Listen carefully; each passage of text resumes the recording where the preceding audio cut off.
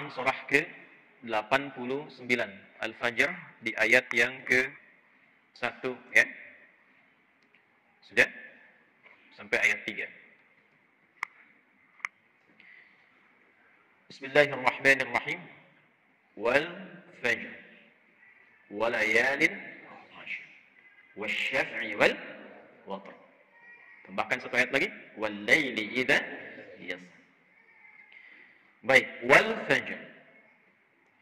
Aku bersumpah demi waktu fajar.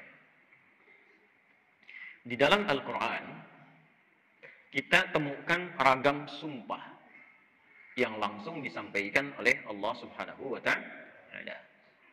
Allah itu tidak bersumpah pun pasti yang difirmankan sudah penting. Dan sumpah itu ciri penegasan dan kesungguhan. Kalau dikaitkan dengan makhluk ada kesungguhan. Makanya kalau Anda ingin menguatkan sebuah pesan dan menunjukkan Anda serius, pakai sumpah ya. Besok ada ceramah Ustadz Adi di Masjid A. Wah, yang benar. Sumpah. Nah, ya. Nah, kata sumpah itu kan biasanya untuk menegaskan sebuah makna kan dan menunjukkan kesungguhan. Nah, Allah itu tidak bersumpah pun itu pasti sudah penting apa yang difirmankan. Apalagi kalau disertai dengan sumpah. Maka pasti ada yang istimewa di dalamnya. Jadi kalau kita menemukan ayat dalam Al-Quran diawali dengan sumpah, ini menunjukkan pesan yang disampaikan di ayat itu tidak biasa, ada yang sangat penting, berbeda dengan pesan-pesan yang lainnya. Jelas sampai sini? Baik. Wal fajr. Ciri sumpah pertama, itu kalau ada di awal ayat. Ini secara umum ya. Dibuka dengan huruf waw. Ujung kalimatnya, itu harakatnya kasrah. Sudah? Misal, waw ketemu satu kalimat, ujungnya kasrah. Wal fajri, wal laili, wasyamsi, waduha. Jadi setelah waw ada kalimat ujungnya kasrah. Nah itu diartikan wawnya sumpah. Qasam namanya, wawil qasam. Kalau sudah dibuka dengan seperti ini, artinya informasi yang disampaikan setelah huruf waw itu penting, tidak biasa. Wal fajr, aku bersumpah demi waktu fajar.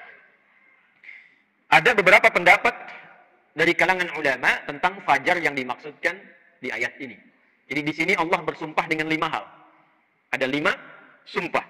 Aqsamun khamsah, kata para ulama terdapat 5 sumpah di dalamnya.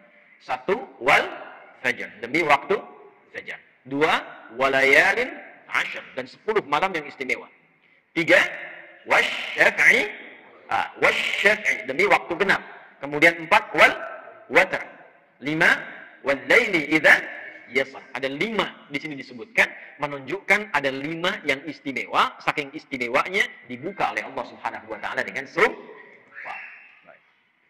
1, fajar. Secara cepat saja. Para ulama setidaknya menyebutkan secara umum ada 2 pemaknaan di kata fajar di sini. Yang pertama yang dimaksudkan setiap waktu fajar. Itu penting. Setiap waktu fajar, dalam setiap hari. Jadi ada satu yang istimewa, waktunya di waktu fajar, dari sekian perubahan waktu yang kita alami dalam sehari. Kan dari fajar nanti muncul ke pagi, pagi ke siang, siang ke sore, sore ke maghrib, maghrib ke malam kan. Nah dari perputaran waktu itu, di antara sekian banyak waktu, fajar itu istimewa. Karena itu Allah panggil kita untuk bisa menunaikan sholat di waktu fajar. Ya, hakikatnya bukan hanya sholatnya. Ada waktu-waktu yang hanya dalam fajar itu yang nggak ditemukan keistimewaannya di waktu yang lain. Contoh, kita ambil ke ibadah ritual dulu. Sholat di waktu fajar ini, itu 2 rakaat sunnahnya saja. Sunnahnya, belum masuk ke fardunya. Itu nilainya disebutkan oleh Rasulullah SAW lebih baik daripada dunia dan seisinya. Raka'atul fajri khairum minad dunya wa ma fiha. Kalau Anda mampu menunaikan 2 rakaat fajar, itu yang dimaksud sunnahnya. 2 rakaat, tapi disebutkan kalimat fajarnya. Bukan zuhur, bukan asar, bukan maghrib, bukan isya. Dan dilakukannya sebelum sholat fardunya untuk menunjukkan betapa pentingnya itu. Karena kalau orang tahu itu penting, pasti persiapan datang sebelumnya. Ya, Anda tahu di sini akan pengajian kan? Subuh kan? Subuhnya misalnya jam 4.35. Anda menjadikan pengajian itu sebagai hal yang prioritas. Kalau waktunya 4.35, datangnya jam berapa? Ada yang nginap, ada yang tidak. Karena menjadikan itu penting. Kalau tak penting, mungkin diabaikan. Nah, Allah menyatakan, fajar itu penting. Jangan tinggal. Bahkan saking pentingnya, ada di antara hamba-hamba Allah yang menyiapkan waktu fajar itu, bangun dari sebelumnya, sampai warming up dulu. Pemanasan supaya subuhnya itu, fajarnya itu bisa optimal. Bangun dari malam, Pak. Ada yang menjelang fajar itu membiasakan hatinya supaya khusyuk. Sehingga saat sholat di waktu fajar, sudah terkoneksi kepada Allah dengan baik. Cara menyiapkannya dengan istighfar. Waktu singkat menjelang fajar itu disebut sahar namanya. Jamaknya disebut ashar. Ada orang-orang yang kalau sudah tiba waktu ini, dia banyak istighfar, istighfar, istighfar, istighfar. Supaya hatinya lapang saat fajar tiba, terkoneksi sempurna kepada Allah. Sempurna. Nyambung. Itu ada di Quran surah ke-51 ayat 18. Wabil ashari hum yastaghfirun. Ya. Kalau ingin dikuatkan kesabaran, ingin diberikan rizki, sehingga bisa sering infak, ya. Ingin diberikan kemampuan, menjalankan segala sesuatu dengan benar, menatap dengan benar, mendengar dengan benar, berjalan secara benar, itu diantara amalannya, rajin istighfar di waktu sahar, menjelang fajar. Dah, ini ijazahnya langsung dari Al-Quran. Surah ketiga Al-Imran, di ayat ke-17. As-sabirina, was-sadiqina, wal-qanitina, wal-munfiqina, wal-mustaghfirina bil ashar. Ya, Quran surah ketiga Al-Imran ayat 17. Paling kiri di sebelah atas. Itu di situ istighfar di waktu sahar itu disamakan dengan 4 amalan tadi. Sabar, khusyuk dalam ibadah, bisa rajin infak, dan benar dalam menjalankan aktivitas. Itu diantara latihannya, rajin istighfar menjelang fajar.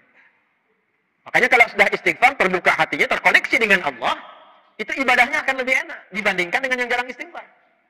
Gitu. Ada sifat qanitin di situ. As-sabirina wal qanitina.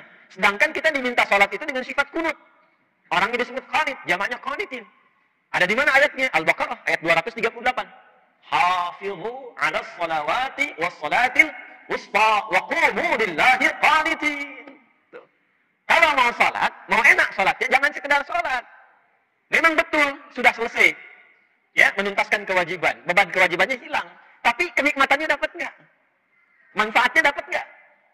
Kalau ingin menikmati salat, ingin dapat manfaatnya, dapat ketenangan, terkoneksi dengan Allah, doanya cepat dijawab, maka khusyuklah dalam salat.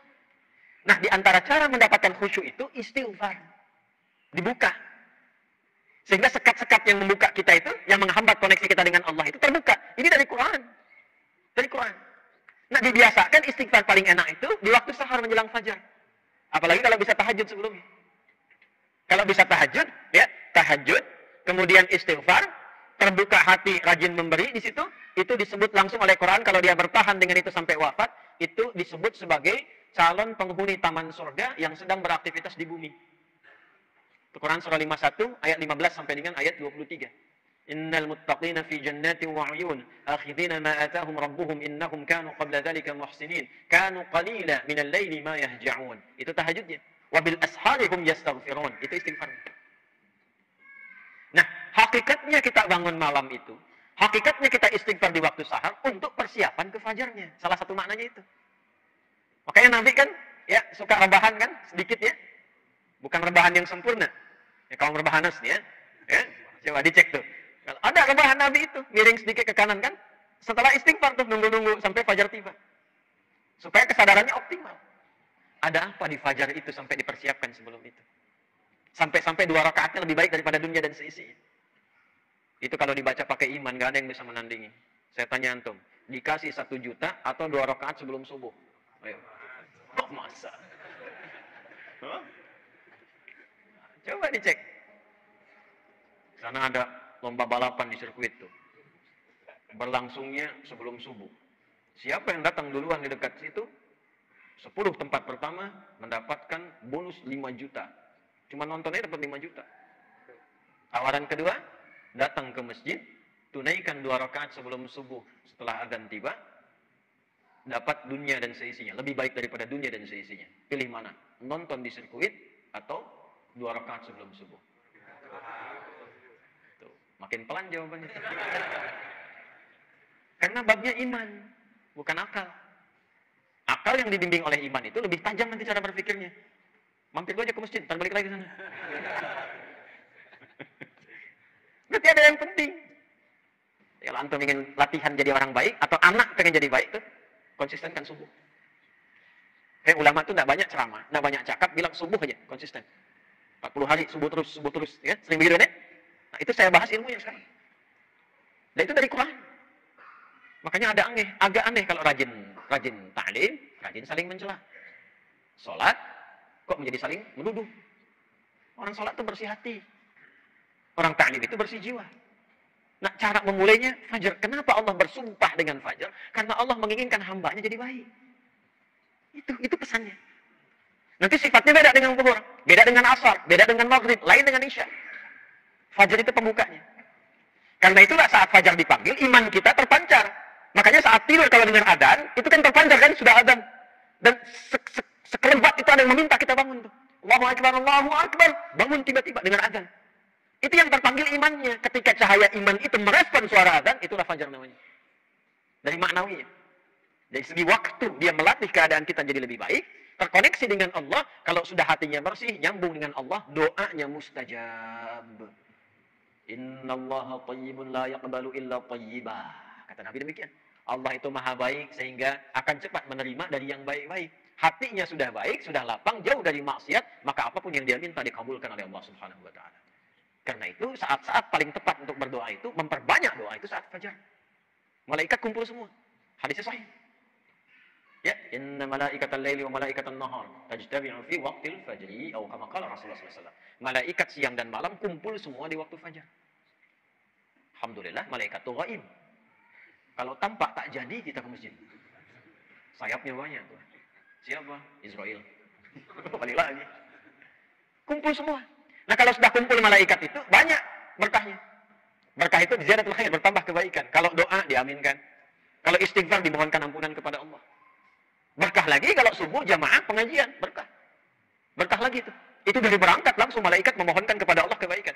Hadisnya viral sahih. Di Ibnu Majah itu. Ya, dari Abu Darda radhiyallahu ta'ala anhu. Qala Rasulullah sallallahu alaihi wasallam, "Man salaka tariqan yaltamisu fihi 'ilman sahala lahu tariqan ila al-jannah, wa innal malaikata tadau ajnihataha ridwan li talibil 'ilmi." Orang mau berangkat menuntut ilmu, itu malaikat membentangkan sayap memohonkan kepada Allah ridha untuk orang itu. Berangkat dia ke masjid pas di waktu fajar, banyak sekali. Makanya kalau bapak ibu ke masjid waktu subuh nggak doa, rugi itu. Itu fajar.